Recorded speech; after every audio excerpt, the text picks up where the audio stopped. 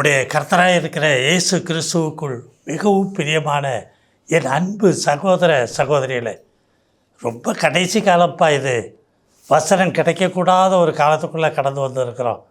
இந்த நாள்லேயாவது செவி உள்ளவனாக நாம் இருக்கும் பொழுது தான் இந்த தேவனுடைய ராஜ்யத்தின் ரகசியங்களை அறிய முடியும். தொடர்ந்து தேவனுடைய ராஜ்யத்தின் ரகசியங்களை குறித்து நான் உங்கள் மத்தியில் செய்து கொடுத்துக்கிட்டே வர்றேன். என் யூடியூப்பில் போய் நீங்கள் எல்லாத்தையும் பார்க்கலாம். சப்ஸ்கிரைப் பண்ணுவீர்களே ஆனால் நிச்சயமாக இதனுடைய செய்திகளை எல்லாம் நீங்கள் அதில் பார்க்க முடியும். சரி, இந்த நாளிலும் பரலோக ராஜ்யம் ஒரு பெரிய விருது சாலைக்கு ஒப்பிட்டு சொல்கிறாரு. நல்லா கவனிங்க. பரலோகத்தில் போய் இல்லைப்பா, இங்கேயே இந்த பூமியிலேயே இது ஒரு விருது சாலை. எல்லாருக்கும் தென்படாது. எல்லாரும் அதை போய் அந்த விருதில் கொடுக்கப்படுகிற விருதை பரிமாறி அதை பெற்றுக்கொள்ள முடியாது, ருசி பார்க்க முடியாது. எல்லாருக்கும் கொடுக்கப்படலை. அழைக்கப்பட்டவர்கள், அதில் கடந்து வருகிறவர்கள், காது உள்ளவனாக இருந்து கேட்டு அதை ஏற்றுக்கொண்டு அதற்குள் பிரவேசித்தவங்க தான் இந்த விருந்து சாலையில் விருந்தை ருசி பார்க்க முடியும். பரலோக ராஜ்யம் புசிப்பும் குடிப்பும் அல்ல, உலகத்தை ஜனங்களை போல உள்ள ஆகாரம் இல்லை, அந்த குடிப்பும் இல்லை. அவரே ஜீவ அப்பமாக உள்ள வராரு. அவரை விசுவாசிக்கிறவனுக்கு ஜீவ தண்ணீராகிய பரிசுத்தாவியை கொடுக்குறாரு. நீ பசியாக இருக்க போகிறதில்ல, தாகமாக இருக்க போகிறதில்ல. ஆவி, ஆத்மா, இருதயம் எல்லாம் குணப்படும். அதை குறித்து தான் நம்ம பார்க்க போகிறோம். அந்த விருது இல்லை எப்படின்னு சொல்லி லூக்கா 14:16 சொல்கிறாரு, அதற்கு அவர் ஒரு மனுஷன் பெரிய விருந்தை ஆயத்தம் பண்ணி அநேகரை அழைப்பித்தான். பெரிய விருந்து இது. உலகத்தில் இருக்கிற எல்லா விருந்தை பார்க்கிலும் பெரிய விருந்து, உலகத்தில் உள்ள எல்லா ஜனங்களுக்கும் பகிரக்கூடியது. வெறும் 5000 பேருக்கு பங்கு கொடுத்த அந்த 5 அப்பம் 2 மீனை போல இல்லைப்பா. தேவனுடைய ராஜ்யம் உலகத்தில் உள்ள எல்லா மனுஷருக்கும் ஆயத்தமாக்கப்பட்ட விருந்து, பெரிய விருந்து. சரி, அதில் மத்தேயு 22:2 பரலோக ராஜ்யம் தன் குமாரனுக்கு கல்யாணம் செய்த ஒரு ராஜாவுக்கு ஒப்பாக இருக்கிறது. ஹலோ, கல்யாண விருந்து. அதிலையும் குறிப்பாக சொல்லணும்னா ரொம்ப ஆழமாக இருக்குப்பா. நீ தான் அந்த மணவாட்டி, அவர் தான் நித்திய மணவாளை. அவருடைய மகன் குமாரன் இயேசு கிறிஸ்து நித்திய புருஷனாக இருக்கிறாரு, நித்திய மணவாளனாக இருக்கார் நமக்கு. அதுக்குள்ளே நம்ம கடந்து வர்ற அனுபவம் தான். சரி, மார்க் 16:15 சொல்கிறாரு, பின்பு அவர் அவர்களை நோக்கி, நீங்கள் உலகமெங்கும் போய் சர்வ சிருஷ்டிக்கும் இதை பிரசங்கி. இதாயா சுவிசேஷம். வா, உள்ளே வாங்க. பசியாக இருக்கிறவங்களாம் வா, தாகமாக இருக்கிறவங்க வா, காசு பணம் வேண்டாம், என்கிட்ட இலவசமாக வாங்கிக்கோங்காரு, நான் தாரேங்காரு. நீதியின் மேல் பசி தாகம் உள்ளவர்களாக வாங்க, நீங்கள் பாக்கியவான்கள், திருப்தி அடைவீர்கள். அதை எப்படி பார்க்க போகிறோம். அவர் சொல்கிறாரு, தனிப்பட்ட வகையில் வெளிப்படுத்தல் 3:20 இதோ வாசற்படியில் நின்று தட்டுகிறேன், ஒருவன் சத்தத்தை கேட்டு கதவை திறந்தால் அவனிடத்தில் நான் பிரவேசித்து அவனோட போஜனம் பண்ணுவேன். இது தனிப்பட்ட வகையில் ஒரு மனுஷனுக்குள்ளே நடக்கிற விருந்து, போஜனம். அவர் போஜனம் பண்ணுவாரா, அவனும் என்னோடைய போஜனம் பண்ணுவான்.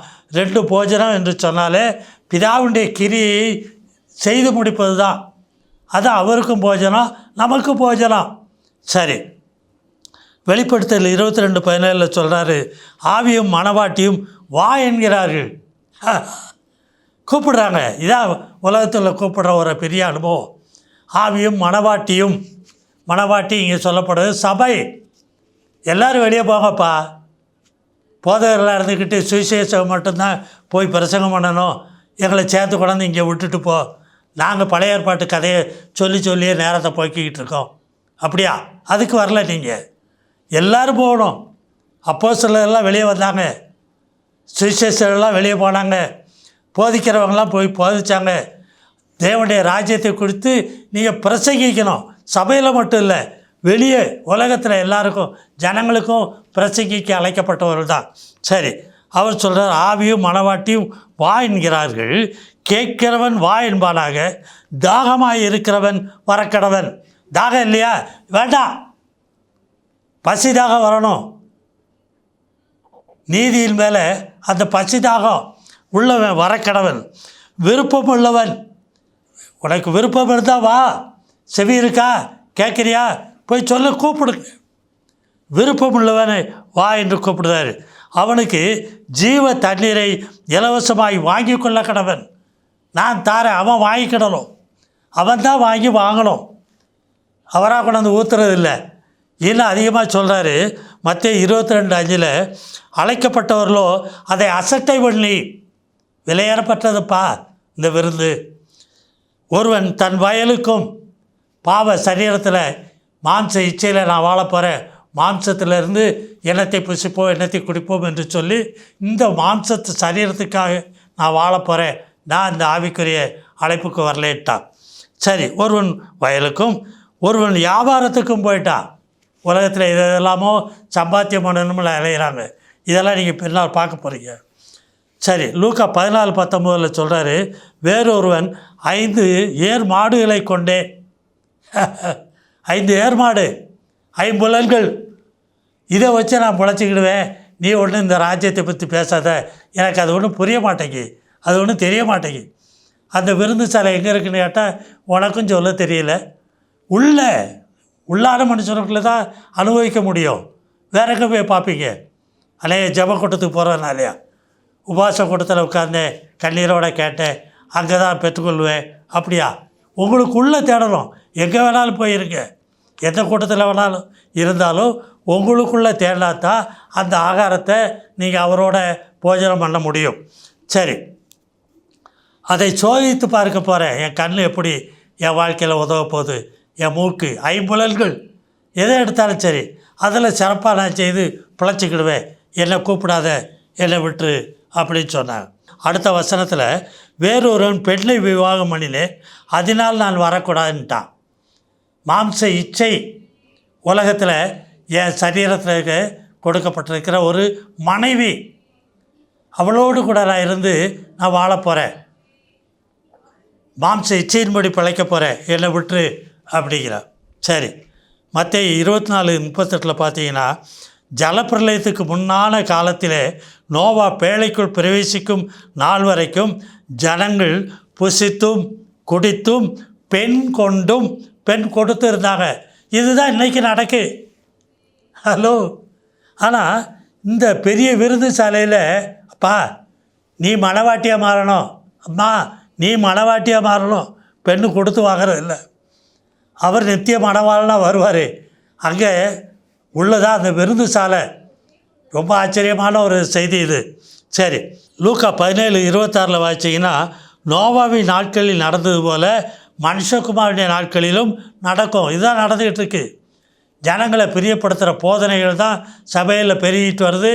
வேத வசனம் குறைஞ்சிக்கிட்டே வருது. ஹலோ, புதிய ஏற்பாட்டை பற்றி இயேசு கிறிஸ்து வாயிலிருந்து பிறந்த ஒரு வார்த்தையாவது பிரசங்கிக்கிற மனுஷர்கள் இல்லை. சரி, லூக்கா 8:14 வாசிச்சிங்கன்னா, முள்ளுள்ள இடங்களில் விதைக்கப்பட்ட மனுஷங்க எப்படி இருக்கிறாங்களாம், இந்த பிரபஞ்சத்திற்கொத்த கவலைகளினாலும் ஐஸ்வர்யத்தினாலும் சிற்றின்பங்களினாலும் நெருக்கப்பட்டு பலன் கொடுக்காது இருக்கிறார்கள். அவங்க அதை ருசி பார்த்துட்டு அலையிறாங்கப்பா. அதனால் இந்த தேவனுடைய ராஜ்யத்துக்குள்ளே நீதியை ருசி பார்க்கலை, அது மேலே பசிதாகமாக இல்லை. ஆத்மா, ஆவி, இருதயம், மனதில் எல்லாம் பரிசுத்தமாக்கப்பட்டு நீதி விளைகிற இடமா அதை மாற்றுறதுக்கு அவங்களுக்கு பிரியமில்லை. சரி, யோவான் 1:11 சொல்கிறாரு, அவர் தமக்கு சொந்தமானதிலே வந்தார், அவருக்கு சொந்தமானவர்களோ அவரை ஏற்றுக்கொள்ளலை. நீர் எங்களுக்கு அப்பமாக இருக்க வேண்டாம், ஆகாரமாக இருக்க வேண்டாம், என் மாம்சத்தை புசித்து என் இரத்தத்தை பானம் பண்ணுகிறவன் அவர் சொல்ல ஆரம்பித்த உடனே அவரை எல்லோரும் எதிர்த்தாங்க. ஒரு மனுஷனுடைய மாம்சத்தை இரத்தத்தை எப்படி நாங்கள் பானம் பண்ணுறது? அதான் மணவாளன், நீதான் மணவாட்டி, அவரோடு கூட இணைஞ்சிடுற. அவருடைய மாம்சமாய், அவருடைய இரத்தமாய், அவருடைய எலும்புகளாய் நாம் ஒன்றிச்சிருக்கிறோம். மணவாளனும் மணவாட்டியும் ஒரே மாம்சத்தில் மாறுறது போல எல்லாரும். யோவான் 5:40 வாசிக்கிறோம், அப்படி இருந்தும் உங்களுக்கு ஜீவன் உண்டாகும்படி என்னிடத்தில் வர உங்களுக்கு மனதில்லை. இதான் இன்றைக்கி நடந்துக்கிட்டு இருக்கு. எரேமியா 5:1 சொல்கிறாரு, நியாயம் செய்கிற மனுஷனை கண்டுபிடிப்பீர்களோ, சத்தியத்தை தேடுகிறவன் உண்டோ என்று எருசலேமின் தெருக்களிலே திரிந்து பார்த்து விசாரித்து அதன் வீதிகளிலே தேடுங்கள். பார்த்தீங்களா, இந்த தேடி போகிறாங்க. ஆனால் ஒருவனாயில் இல்லை. இதாவது வீதிகளில், தெருக்களில், பட்டணங்களில் இல்லைன்னு சொல்லப்பட்டது இன்றைக்கு சபைக்குள்ளே இல்லை. ஏதோ சொல்கிறான்னு நினைக்காதீங்க, யாரையோ குற்றப்படுத்துகிறேன்னு நினைக்காதீங்க. இன்றைய நிலை சபை நிலை. எழுப்புதல் வரணும். ஜெபம் பண்ணால் போதுமா? உபவாசம் பண்ணால் போதுமா? இதெல்லாம் நடைமுறைப்படுத்தணும்.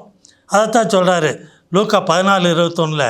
அந்த ஊழியக்காரன் வந்து, ஐயா ஒருவனும் வரமாட்டேங்க, கூப்பிட்டா எல்லாம் சாக்கு போக்கு சொல்கிறாங்க, சரி அடுத்து என்ன செய்யலான்னு கேட்கும்போது அவர் சொல்கிறார், நீ பட்டணத்தின் தெருக்களிலும் வீதிகளிலும் சீக்கிரமாய் போய் அங்கே இருக்கிற ஏழைகளையும், வீட்டில் போய் இல்லை, இஸ்ரவேல் ஜனங்க அவருடைய வீட்டாராக இருந்தாங்க, அவங்கள்ட்ட போய் கூப்பிட்டு வரலை.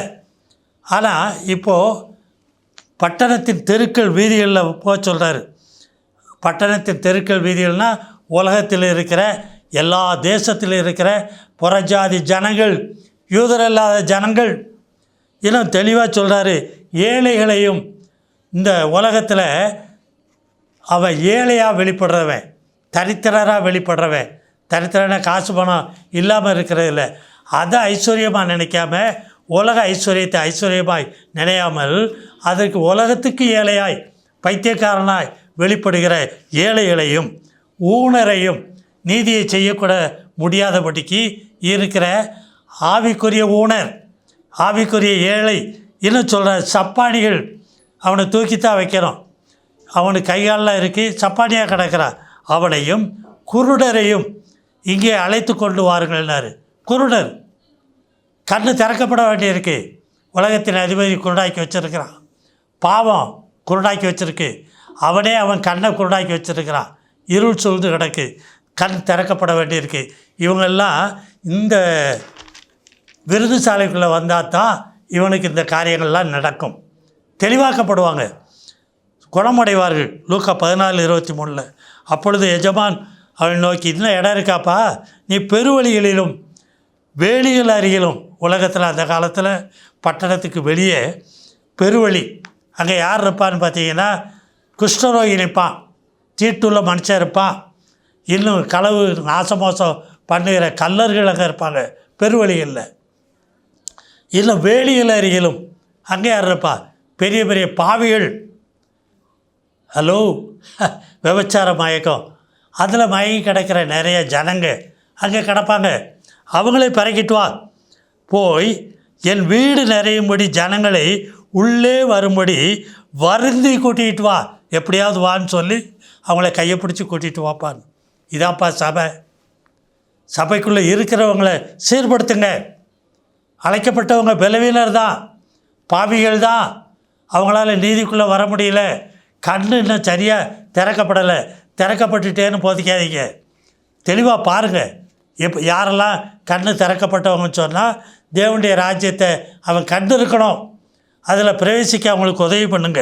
இங்கே உள்ளே வந்தாச்சுன்னா மத்தேயு 11:5 அவர் சொல்கிறாரு, குருடர் பார்வையடைகிறார்கள், தேவனுடைய ராஜ்யத்தை பார்க்குறாங்க. யோவான் 3:3 அதான் சொல்லுது, பார்க்கிறார்கள் கண்டு. சப்பானிகள் நடக்கிறார்கள், சப்பானியாக கடந்தவன் இப்போ நீதிக்குள்ளே நடக்கான், பரிசுத்தத்துக்குள்ளே கடந்து போகிறான். பார்த்தீங்களா, நடக்க ஆரம்பிச்சிட்டாங்க, உலகத்துக்குள்ளே இல்லை, தேவனுடைய ராஜ்யத்தில் உள்ளே வந்து இந்த ஆகாரத்தை சரியாக புசித்தவன் திடனடைகிறாங்க. குஷ்டரோகிகள் சுகமடைகிறான்னு சொல்லலை, சுத்தமாகிறார்கள். பாவ சரீரம் உணர்வுள்ளதாக மாறுது. ஹலோ, அழிந்து போகிற சரீரம் அழியாமை தரிக்குது. செவிடர்கள் கேட்குறார்கள். வேத வசன வார்த்தைகளை முன்னால் அப்படி ரசித்து கேட்க முடியாது, வாசிக்க ஆரம்பித்தா தண்ணி அறியாமல் தூக்கம் வரும், அல்லது வேறு ஒரு இடத்துல பிரசங்கம் பண்ணிக்கிற இடத்துல போய் உட்கார்ந்தான்னா ஆளு கொட்டாய் விட்டுக்கிட்டு இருப்பான், காது இருக்காது கேட்க. சரி, மரித்தோர் எழுந்திருக்கிறார்கள்.